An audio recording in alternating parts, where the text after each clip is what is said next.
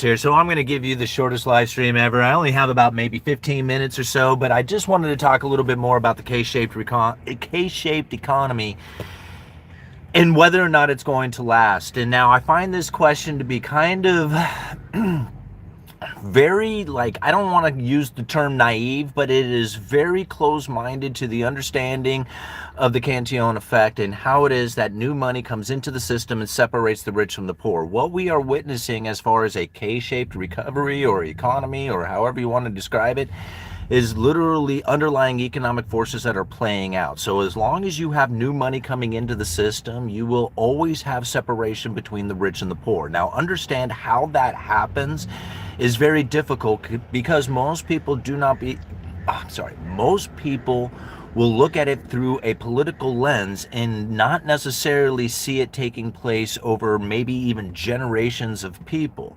So when we think about how it is that the new money comes into the system and then separates the rich from the poor, what we are witnessing right now is very much the evidence or the symptoms of something called the Cantillon effect.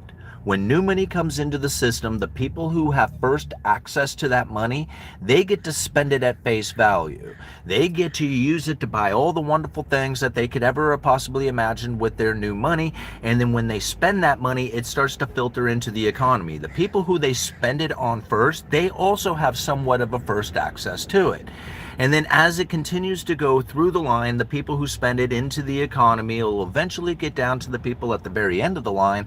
And when they get it, they suffer the most because now all the items have increased and their wages are staying somewhat stagnant. We are witnessing that taking place within the economy today. All right?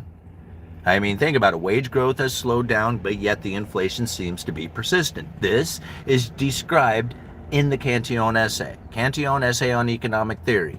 Now, when we think about what it is that's going to happen going into the future, if this continues, that's a very big question, the new money issuance, and it does going to continue unless we have a total collapse. Most likely it's going to be in that fashion where we're going to have ever increasing expansion of the debt and we're going to have new money issuance. Now, we are going to experience more of the same, and the problem that we are going to face down here at the end of the line is now we have gotten to a point where our day jobs aren't enough. See, prior to what we are experiencing today, our day jobs were somewhat of enough. Like, we could have a day job and that day job would be enough to get the, get an apartment, get a car, get stuff, and if you had a decent job and you were somewhat disciplined, you could do something with that. But now it's falling further and further and further behind, and people are like, okay, so how long can this last? Well, if the new money comes into the system, it can go on for a very long time because the way the new money comes into the system isn't one that has the money coming to us from the industriousness, the skills, the products, the abilities of the people themselves, right? See, now let's just rewind it a little bit. Take it back to back in the 50s and 60s where people said, oh, look at those wonderful day jobs that would be enough to provide for an individual, their house, their family, retirements, all the other stuff. What were they doing? They were producing things that they could sell out there to the world. The world was sending us their money. Think about how awesome of an experience that is when your neighbor and their neighbors and all the other people around the country were all producing things that they could sell out there to the world, and the world was sending us their money. Think about the wonderful efforts that money could then go to because those people were somewhat close to it. Right? If those people who were building the wonderful products had access to it and then they spent it, those people had somewhat close access to that money as well. Right? This is the reason why the living standards were so much easier achieved from the day job. Those wonderful jobs produced real goods and services that was sold out there to the world, and the world sent us their money, and that money was spent amongst the people themselves. Now, the money comes in from debt issuance. That debt issuance then buys foreign production. That foreign production then comes into the country and we sell it to each other. Think about how far down the line it takes before we actually start getting access to that money. The people who had first access to it, they got to spend it and get to enjoy that money. And think about how advantageous it is to people who borrowed the money, the people who distributed the stuff, the foreign producers who actually made it. These are the people who it's advantageous for, and it was described in Cantillon's essay. This is how it goes down. To blame anything else is literally to ignore the underlying economic forces that were described hundreds of years ago from a dude who was witnessing what he was seeing from hundreds of years before that. So this is happening over and over and over again.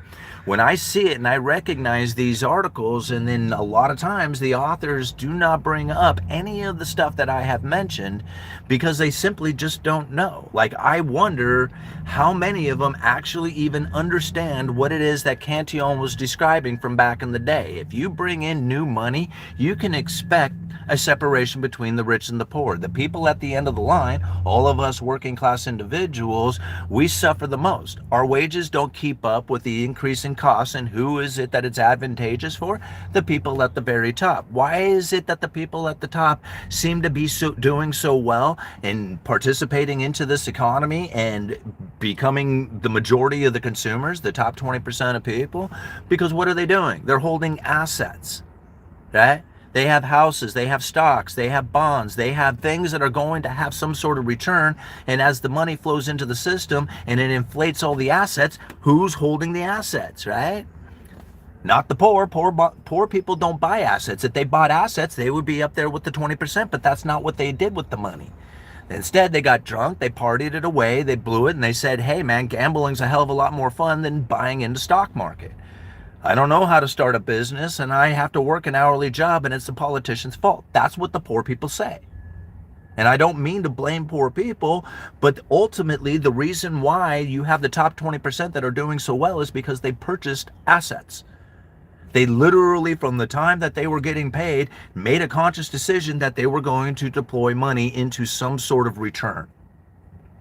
The more they did that, the better position that they got as the inflation continued to pour in. It's not like they can stop it. Think about it. If they were to end the whole money printing scheme and everything, which is cool, that's fine. I mean, I'm down for it. I think that I could understand it enough that I could do somewhat of an advantage by the position that I can take from understanding what it would be like to have a completely ending of the fiat currency. But I tell you, the people in this country would suffer in pain and misery like you wouldn't believe. Think about it. We buy the world's production. The world sends us stuff, right? And we send them what? Empty paper promises to pay in the future with more empty promises to pay into the future. So it's not like we're actually giving them anything. We're enjoying this huge, extremely luxurious experience off of the world's effort and energies. Holy moly. Like, I don't know how many people want that to end, but I'm not necessarily one of them. Now, understanding the situation is going to get worse as far as the inequality goes, I'm going to have to take a position inside of my efforts and my ideas in my life that says, man, I need to get into real estate, I need to get into business, I need to get into stocks, I need to get into crypto, I need to get into gold, I need to get into something that is going to be outside of this whole fiat money scheme that has me in a position in which that I feel that I'm going to be okay no matter what ends up happening. That is hard for a lot of people to understand. Everybody wants to get in one position. Well, go for it. You want to be in 100% gold? Good luck. You want to be 100% crypto? Good luck. Okay? You could probably be 100% real estate and do okay so long as you have your leveraged assets in a position in which that you can continue to pay those things or unload those things during a time of downturn. But even, in that sense, you have to be very good at what you're doing. Because a lot of times people can get caught holding the bag in real estate and end up sinking themselves because they have over leveraged on property they can't unload during a downturn. Understanding this stuff for yourself is key to it all. The K-shaped economy, absolutely.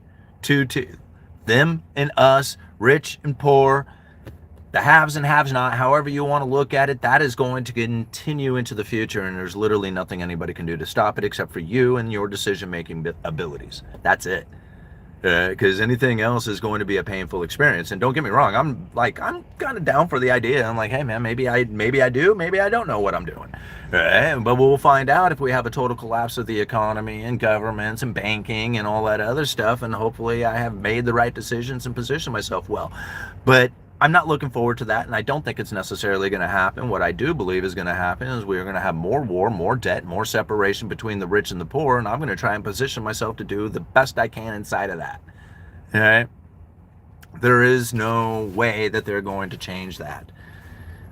This essay, right? There's a link down in the description for you guys. It's to an Amazon affiliate link. You do not have to buy the essay off of Amazon. You can get it for free at the Mises Institute.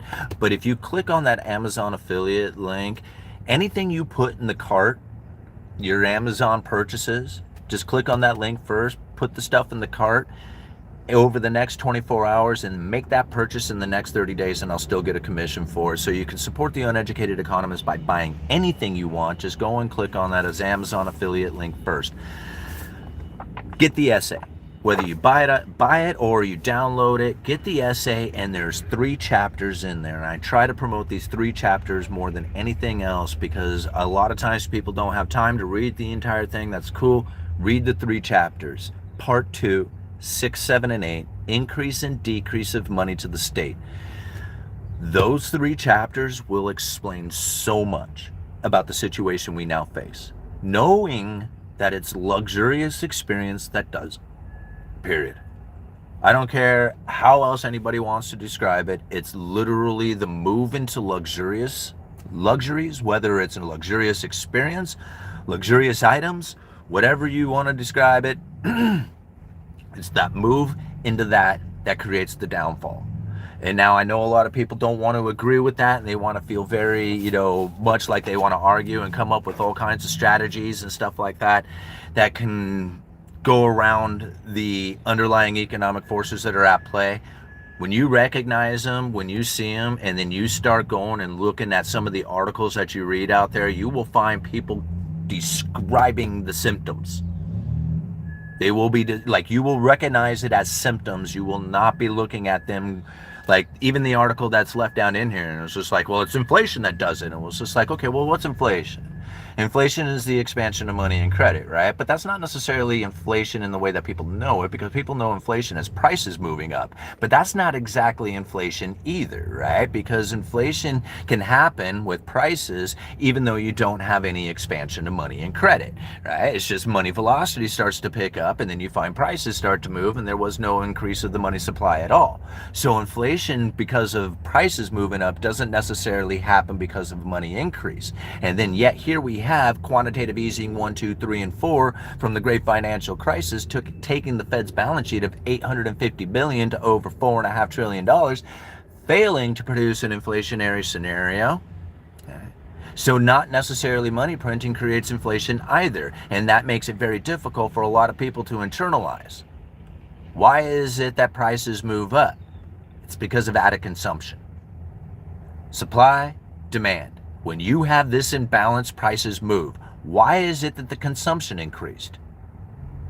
Is it because of added supply, added money, money velocity, added credit? What is it that's taken place that has the consumption increasing? Because once you have consumption increasing, you have supply-demand imbalances. If you sever the supply, you'll have supply-demand imbalances. This is what creates inflation, price inflation. See, money creation, everybody wants to assume, boom, price inflation. No, money creation is different than price inflation.